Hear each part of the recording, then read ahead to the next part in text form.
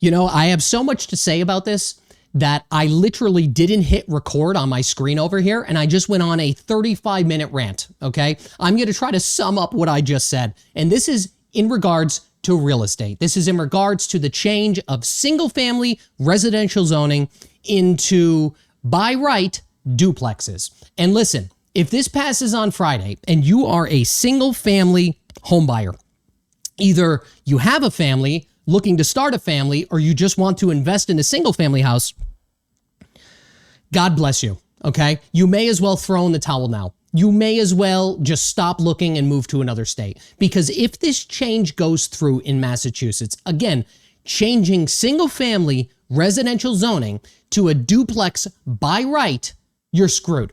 You're screwed because by right means there's no special permits necessary. There's usually no zoning board involved. There's no hearing. There's nothing, okay? So what ends up happening with that is that you could put 2 units on a residential lot in Massachusetts. So look at it this way. Right now, if you are a home buyer, single-family home buyer in Massachusetts, you already know how brutal it is to buy a house. I know how brutal it is because I've been a realtor for over 11 years. It sucks. It sucks. There's nothing available, and what is available is expensive, or alternatively, you can't even get your damn offer accepted. That's the crisis that's happening in Massachusetts right now. You can't even buy a damn doghouse or a shed on a lot for $400,000. It's nuts. But now, when you add something like this into the mix, if this becomes a law come Friday, right? Every residential lot inside of this state will quietly get a second thing attached to it, and that is the right to build a duplex. And what they're not even necessarily talking about here is that having that right, if you own a single family home, has an inherent value attached to that.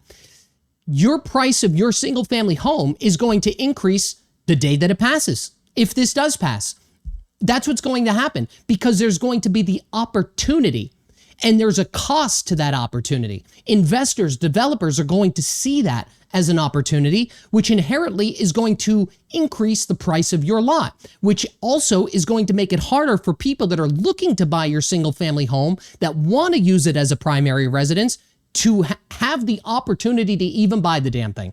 That's what's going on. Now, the reason it will get increased is because, again, if this passes, every single lot is going to inherently be worth more money. It's worth more money now because people will have an option to add another unit to that same lot. So buyers kind of face this already in this market. We have a slew of wholesalers and investors and developers in Massachusetts looking to either tear down a single family home on larger lots to build a brand new house, or they want to buy something that's in disrepair, renovate it, and flip it. That's what's going on. And believe me when I tell you guys, there's an entire network of people out here that are literally hunting. I don't care how much hunting you're doing on Zillow, Realtor.com, Redfin, okay? There's people out there with triple line dialers making phone calls to single family home owners and sending out postcards, sending out mailers, sending out flyers, targeted ads on Facebook and YouTube that are trying to hunt down those houses so that they could feed it to their developer friends so that they could in turn sell it as their agent, right? Or if you're a wholesaler, make a ton of money by convincing, the homeowner it's worth less and then you get the difference, right? That's basically what's going on. But now it's going to get even worse. And the reason that I know this stuff is, again, I've been in this industry for over 20 years. I was an electrician for 10. I've been a real estate agent for over 11. This is the way that it goes. And listen, no offense to you guys who own a single family home. Yes, your property is potentially going to be worth more money because of this buy right. And also, no offense to my investors or developer friends or other agents that are watching this. I'm just calling it like it is. Somebody's got to call it like it is. Somebody's got to be, willing to say what nobody else will say. I'm telling the general public how it goes and the way that I see it. That's what's going on. But now, again, it's going to get worse because if the bill passes, you're not only going to be, if you're a single family buyer, you're not only going to be competing against other single family home buyers. No.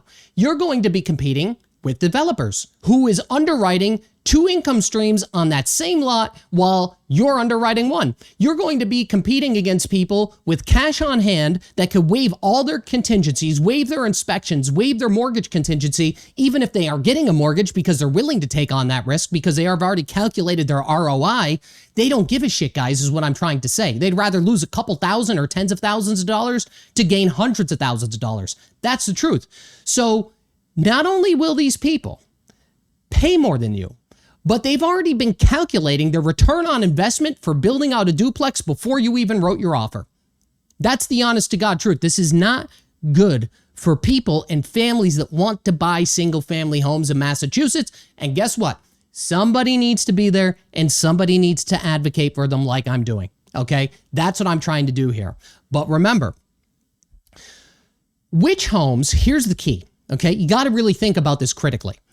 You might be sitting there thinking, well, how is this going to affect it? Listen, most wholesalers, most realtors, most developers and investors, they are going to be looking for the exact home that you are looking for. Not everybody could afford a brand new construction single family home. Not everybody could afford a completely renovated house that they put $300,000 or $400,000 into.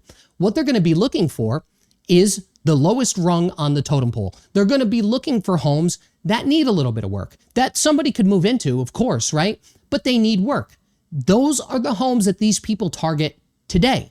But now, instead of just targeting those homes, they're going to be doing the reverse engineering and calculating in the back of their head their ROIs on converting it into a duplex. So what that inevitably means is this. You as a buyer are going to be competing against other buyers that are looking for the same product as you. You're also going to be competing with developers, with investors, and with wholesalers that are making the calls before these properties even come to the market.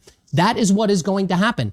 And let's say that developers, investors, XYZ start bidding on these properties, which they already do. That will only increase the cost of these places because they're willing to pay more for the same product that you're willing to pay less for, or pay what you believe or perceive to be fair market value. So that single family lot is going to end up being a comparable, which leads me into the conversation. If somebody is buying, this is a question for, I know I have appraisers that watch me. Look at it this way. Here's a question for you. And this may be a little bit over the heads for people that aren't in real estate, but if they do this, right, and they decide to buy right, allow duplexes, right, and then you have investors and developers that are paying substantially more for that single family lot only to build a duplex on that lot, right, and they're paying $50,000, $75,000, $100,000 more for that same product, right, that's going to be used as a comparable when you go to comp out a house or when you go to appraise a house. Because you're not going to know what their intentions were at the time that they were going to build it into be a 2-unit house.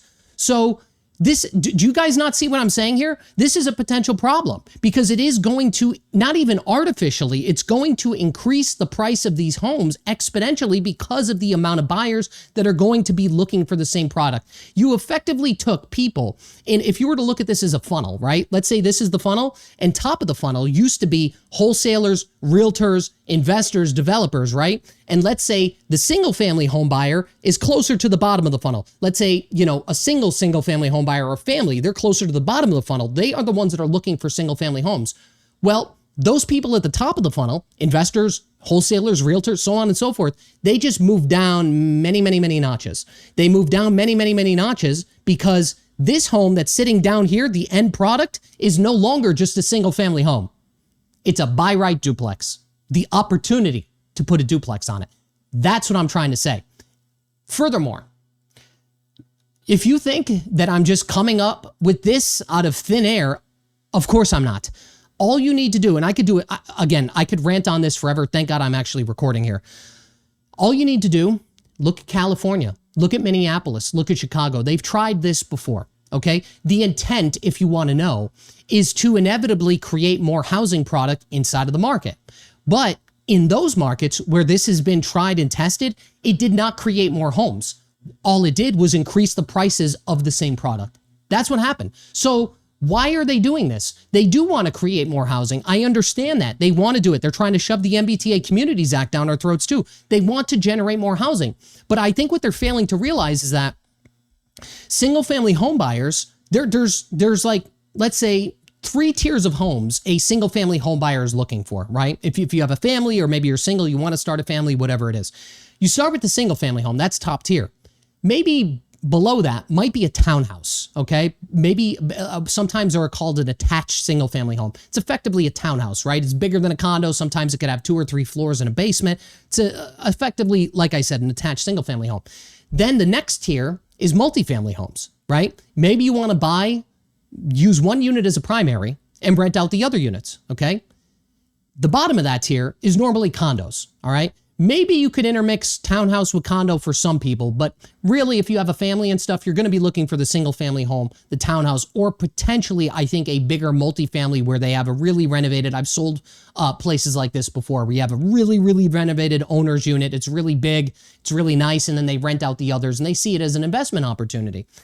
You're inviting more people to buy the same product with single family homes. And the number one cause of a crisis in Massachusetts, the number one key factor to that crisis and what's involved are single-family homes and multifamily homes. Condos, there's tons of condos.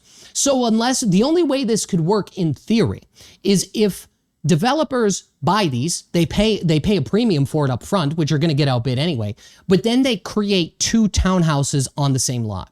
That could potentially, in theory, work. But to get there along the way is the problem. And the markets that I just told you, Minneapolis, Chicago, and California, they've tried, I mean, I still think they have these on the books. They've tried this before, and there's been studies on this. And again, I could, if you want me to do a follow-up video with the studies or edit a video, I can.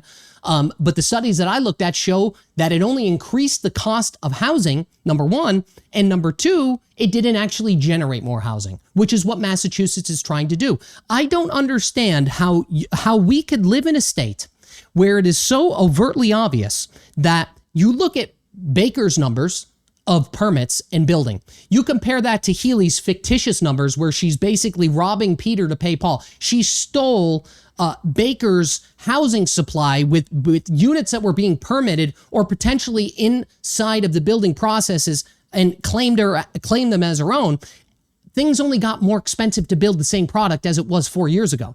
Not because it's more expensive to build, but it's because of things like stretch codes. If you don't know what stretch codes are, all you need to do is look it up. They made the same exact product more expensive to build in Massachusetts. And meanwhile, the process to get to there, the permitting, the zoning, the lot size, all of these other things is exponentially more difficult to build in Massachusetts versus anywhere else in the country, or just as hard as, let's say, California, or just as hard as, let's say, New York, right? These very, very, very deep blue states. And I understand people don't want a whole bunch of houses on top of them, but what they're doing anyway, between the MBTA Communities Act and between this buy right for single family homes to put duplexes on these properties, they're only doing the same thing. Why don't you make it more cost effective to build versus trying to shove more housing down our throats by toppling it on top of each other? That's really what's going on here. So anyway, again, if you're moving to Mass and you're like, oh, I'm going to sell my, single family home in North Carolina, it's a 3,500 square foot, $500,000 house. That house here is going to be $1.5 million, guys. It already is. Like, it is. So this is going to be a problem. That's all I'm trying to say. This is going to be a problem. I do not think that this should pass come Friday. That is what I am advocating for. And again, I apologize to my developer friends, to my investor friends. Listen, as I said, somebody's got to call it the way that it is. Somebody's got to tell the public the truth of what is going on here. And this is the truth. This is the way that I see it. And the only way this could theoretically, potentially work is if they actually generate more product of let's say, townhouses or condos, what I would assume most developers are turning them into, and buyers want that product. But I don't think they do. I don't think buyers of a single family home want a condo. I think they want a townhouse. So if they turn them into townhouses and this happens at scale, it could be a good thing.